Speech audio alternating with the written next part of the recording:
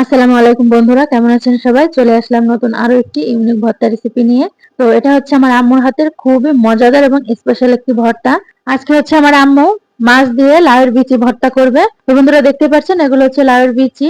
লাউয়ের বিচির সাথে রসুন কুচি এবং পেঁয়াজ কুচি একসাথে করে ভেজে নিয়েছি। আর এগুলো হচ্ছে কাঁচা মরিচ ভেজে নিয়েছি। এগুলো হচ্ছে টাকি মাছগুলো ভেজে নিয়েছি। প্রথমে দেখতে পাচ্ছেন আমি মাছ থেকে কাঁটাটা ছাড়িয়ে নিচ্ছি। তো মাছ থেকে কাঁটাটা ছাড়িয়ে নিয়ে তারপরে হচ্ছে আমি ভর্তাটা তৈরি করব। তো বন্ধুরা দেখতে পাচ্ছেন মাছ থেকে কাঁটাটা ছাড়িয়ে নেওয়া হয়ে গিয়েছে।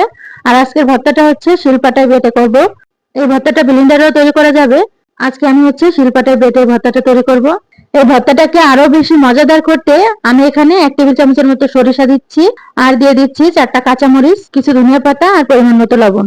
এখন আমি এই সবগুলো উপকরণ শিলপাটার সাহায্যে পেস্ট করে নিচ্ছি। তো বন্ধুরা দেখতে পাচ্ছেন সবগুলো উপকরণ পেস্ট করে নেওয়া হয়ে গিয়েছে। এই পর্যায়ে এসে দিয়ে দিচ্ছি ভাজা কাঁচা মরিচ এবং লাউয়ের বিচি।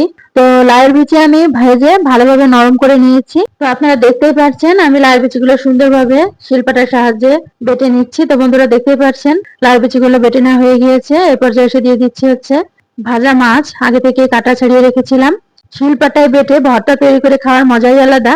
অনেক সময় কষ্ট হয়ে যায়, সে কারণে হচ্ছে ব্লেন্ডারে তৈরি করে খাই। আজকে ভাবলাম শিলপাটায় বেটে ভর্তাটা তৈরি করি। তো যেই কথা সেই কাজ, তাই আর শিলপাটায় বেটেই ভর্তাটা তৈরি করলাম। তো বন্ধুরা দেখতেই পাচ্ছেন লাউয়ের বিচিগুলো বেটে নেওয়া হয়ে গিয়েছে। তো এরপর যে এসে দিয়ে দিচ্ছি 1 টেবিল চামচ সরিষার তেল। তো বন্ধুরা সরিষার তেল দিয়ে আমি ভালোভাবে মেখে নিচ্ছি। আর লাউয়ের বিচিটা ঠিক এভাবেই বেটে নিতে হবে, পুরোপুরি মিহি করে বেটে নেওয়া যাবে না, হালকা সাবা সাবা রেখে বেটে নিতে হবে।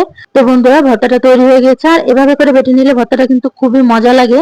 তো ভর্তাটা কেমন হয়েছে অবশ্যই আপনারা কমেন্ট বক্সে জানাবেন। সাধারণত এই জিনিসগুলো আমরা ফেলে দিই, লাউয়ের বিচি, লাউয়ের খোসা। তো লাউয়ের বিচি দিয়ে যে এত সুন্দর ভর্তা তৈরি করা যায় অনেকে হয়তো জানেন না। আর একবার হলে অবশ্যই ট্রাই করবেন। আজকের ভিডিও এই পর্যন্তই। আল্লাহ হাফেজ।